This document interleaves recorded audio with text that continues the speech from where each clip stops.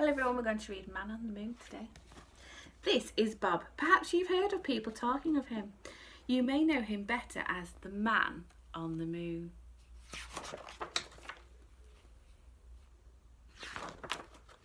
This is where Bob lives. Every morning he rises at 6 o'clock. He has a cup of tea and 2 eggs for breakfast before leaving for the rocket launch pad.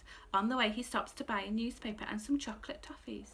He's on his way to work on the moon. You see him cycling.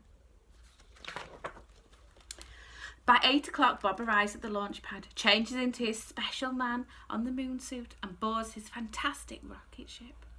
He must make sure he leaves by 8:45, otherwise he wouldn't make it to the moon by 9.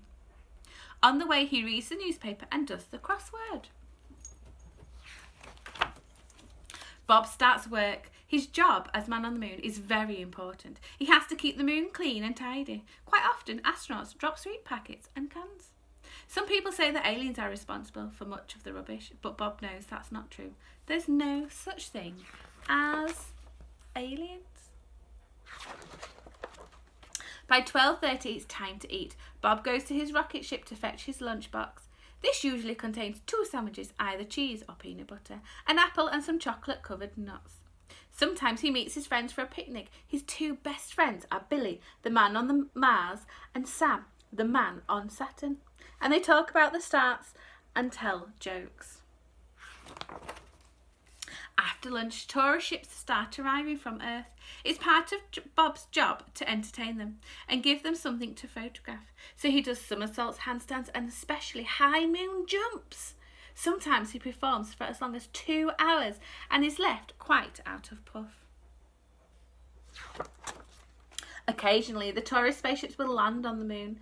When they do, Bob gives them a guided tour and a speech. He tells them lots of facts, such as how many craters are on the moon or how long it takes to walk around on stilts. Sometimes people ask him about aliens and Bob explains patiently that there aren't any. Afterwards, Bob opens a small souvenir stand selling postcards, pencils, mugs and small plastic moon models. By 4:30, all visitors must leave the moon.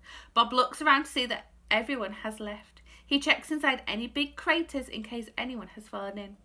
But there's never anyone there. The working day is nearly over and it's time to check everything is in order before leaving for the night. Bob packs away his equipment and any unsold souvenirs into his rocket. He switches on the moonlight light before jetting off towards Earth. By this time he is very tired, but he still has to keep his wits about him while he flies the rocket. As he reaches Earth, it's about 5 o'clock. The rush hour is in full swing with everyone leaving for work and going home, just like Bob. At home, Bob is just like anyone else. First, he has a long bath. Moon work can be very tough and make you very grubby, as sometimes the dust can get inside your suit. Then he goes to bed with a mug of cocoa. He sleeps soundly, bathed in moonbeams, very happy to be the man on the moon. And aliens, well, Bob would know if there were any, wouldn't he?